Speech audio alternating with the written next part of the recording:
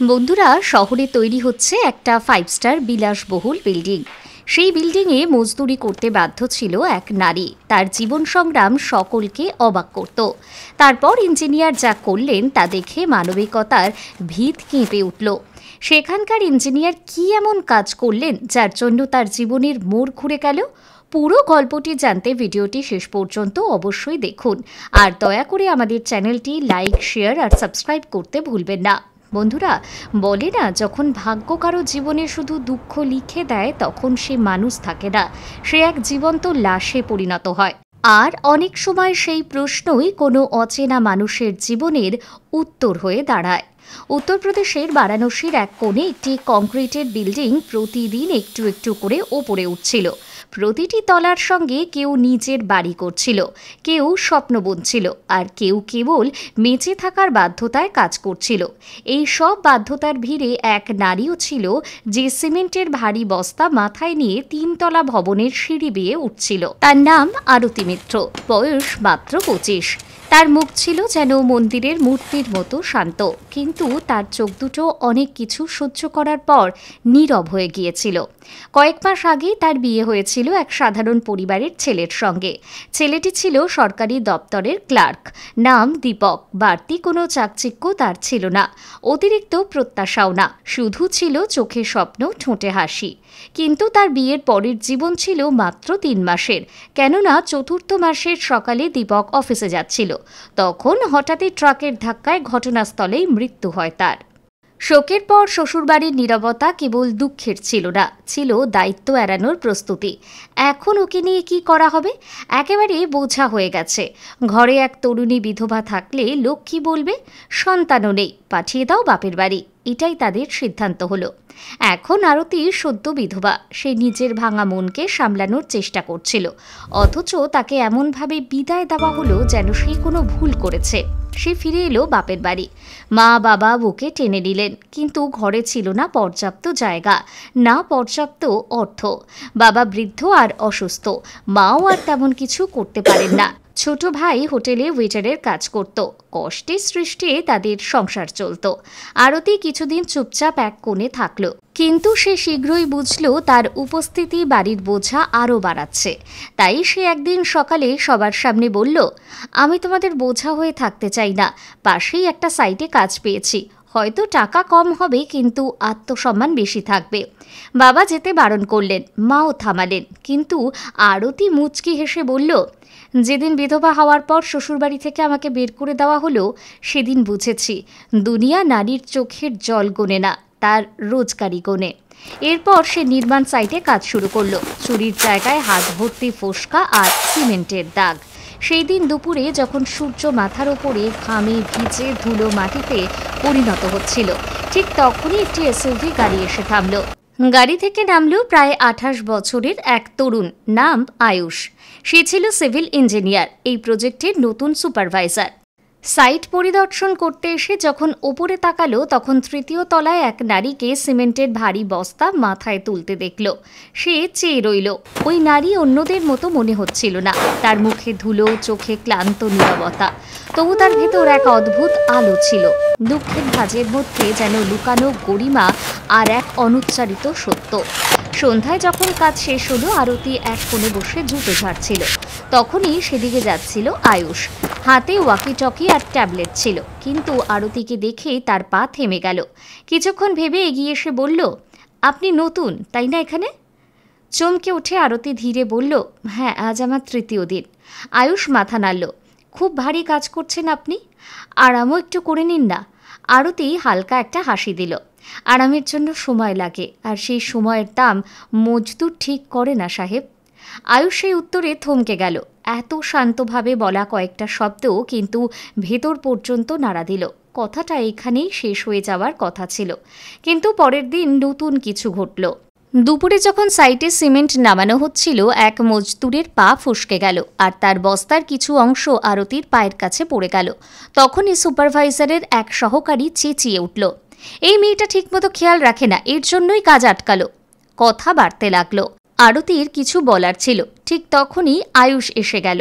সব শুনে শান্ত গলায় বলল, ভুল ওই মজদুরের, যে বস্তা ঠিকমতো ধরতে পারেনি। যে পরিশ্রম করছে তাকে হেয় করো না। মেয়েরা বোঝা নয়। মানুষের সম্মান কখনো তার দুর্বলতার পাল্লায় মাপা যায় না। এই কথা শুনে আরতি কিছু মুহূর্ত একদৃষ্টে তার দিকে তাকিয়ে রইল। তার আশা ছিল না কেউ এভাবে তার পক্ষে দাঁড়াবে, তাও কোনো স্বার্থ ছাড়াই। পরের সকালে আরতির জায়গায় একটা জলের বোতল রাখা ছিল আর একটা ছোট্ট নোট। কাল তোমার কাছ থেকে কিছু শিখলাম, তুমি দুর্বল নাও, বরং ভীষণ শক্তিশালী। এটা ছিল আয়ুষের লেখা। আরতি নোটটা ভাঁজ করে বুকে চেপে ধরল। জীবনে এই প্রথম কেউ তার অসহায়তা নয়, তার আত্মসম্মান দেখল। তারপর থেকে আরতি আর আয়ুষের মধ্যে খুব বেশি কথা হতো না, কিন্তু মাঝে মধ্যে চোখ মিলে যেত। আর যখনই চোখ মিলত, অদ্ভুত এক শান্তি আর সম্মানের আদান প্রদান হয়ে যেত। না ছিল প্রেম, না মোহ, শুধু মানবতার ভিত্তিতে জোড়া লাগা দুই ক্লান্ত আত্মা। আরতি এখন কিছুটা বদলানো মনে হতো। কাজ একই, ঘাম একই, কিন্তু তার মুখের একাকিত্বের আস্তরণটা একটু পাতলা হয়ে গিয়েছিল। আয়ুষ কখনোই কোনো প্রশ্ন করেনি, তার অতীত জানতে চায়নি, আর এটাই আরতির হৃদয়কে সবচেয়ে বেশি ছুঁয়ে গিয়েছিল। এক সন্ধ্যায় সাইটে হঠাৎ বৃষ্টি নেমে এলো। সব মজদুর আধা তৈরি বিল্ডিংয়ের ভেতর আশ্রয় নিল। আরতিও সিঁড়ির নিচে দেওয়ালের পাশে দাঁড়ালো। তখনই আয়ুষ সাইট পরিদর্শন করে ফিরছিল। সে দেখল আরতি ভিজছে। সে ছাতা বাড়িয়ে দিল। আরতি তাকিয়ে বলল, আমি ভিজতে ভয় পাই না স্যার, আমার ভাগের বৃষ্টি অনেক আগেই শুরু হয়ে গিয়েছিল। আয়ুষ কিছু বলল না, শুধু ছাতাটা তার হাতে দিয়ে নিচে এগিয়ে গেল। সেই রাতেই আরতি প্রথমবার নিজের পুরনো ফাঁকা ডায়েরিতে লিখল, আজ এক অচেনা মানুষ আবার বুঝিয়ে দিল সব সম্পর্ক রক্ত বা নামে বাঁধা নয়। কিছু সম্পর্ক শুধু সম্মানে গড়ে ওঠে, আর সম্মানই সবচেয়ে বড় ভালোবাসা। কিন্তু যখন ভালো কিছু হতে শুরু করে, তখন দুনিয়া সেটাকে সন্দেহের চোখে দেখে। এক দুপুরে আয়ুষ সাইটে ছিল না। কয়েকজন মজদুর নারী আরতির পাশে বসে ফিসফিস করে বলল, কিরে, ইঞ্জিনিয়ারের সঙ্গে কি সেটিং হচ্ছে? তোর কষ্ট কমে গেছে নাকি? এখন উপরে ওঠার নতুন রাস্তা পেয়ে গেছিস? আরতি চুপ রইল, কোনো উত্তর দিল না, ঘুরেও দেখল না। সেদিন সন্ধ্যায় আয়ুষ দেখল আরতি আগের চেয়ে অনেক বেশি নীরব আর ক্লান্ত। সে জিজ্ঞেস করল, সব ঠিক আছে? আরতি মাথা নেড়ে বলল, আপনাকে একটা কথা বলতে চাই। আমি কাল থেকে আর এই সাইটে কাজে আসব না, অন্য কোথাও কাজ করব। আমি নামের সঙ্গে কোনো দাগ চাই না স্যার। আপনার সম্মানের অভ্যেস আমার হওয়া উচিত ছিল না হয়তো। আয়ুষ কিছুক্ষণ চুপ থেকে বলল, এই দুনিয়া যদি দুজন মানুষের সম্মান রাখতে না পারে, তবে ভুল তাদের নয়, ভুল দুনিয়ার চিন্তাধারার। তুমি যেতে চাইলে যেতে পারো, কিন্তু পালাবে কেন? কারণ কেউ তোমার জন্য ভালো ভেবেছে? আরতির চোখ জলে ভরে গেল, কিন্তু এবার সে ঘুরে পালালো না। সেদিন বাড়ি ফেরার পথে সে অনেকক্ষণ আকাশের দিকে তাকিয়েছিল। আকাশে মেঘ জমেছিল, কিন্তু বৃষ্টি হচ্ছিল না। তেমনি অনেক কিছু বলার ছিল, কিন্তু ঠোঁটে তালা লেগেছিল। পরের সকালে সে ঠিক করল কাজে যাবে, তবে নীরবে, কারো চোখের দিকে না তাকিয়ে। শুধু নিজের ভাগের পরিশ্রম করবে আর ফিরে আসবে। কিন্তু সাইটে পৌঁছে দেখল ভিন্ন এক দৃশ্য। সুপারভাইজারের কেবিনের বাইরে একটা নোটিশ টাঙানো, site workers training health safety seminar lead coordinator Arati Mitra. মানে সাইটের শ্রমিকদের প্রশিক্ষণ ও স্বাস্থ্য সুরক্ষা সেমিনারের প্রধান সমন্বয়ক আরতি মিত্র। আরতি অবাক হয়ে গেল, সে কিছুই বুঝতে পারল না। তখন আয়ুষ এগিয়ে এসে বলল, আজ কোম্পানির বড় বড় অফিসাররা আসছেন।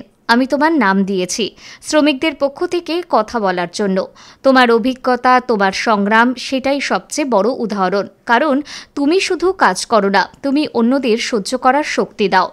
আরতি হকচকিয়ে বলল, না স্যার, আমি কিছুই জানি না, আমি মঞ্চে কিছু বলতে পারবো না। আয়ুষ মুচকি হাসল।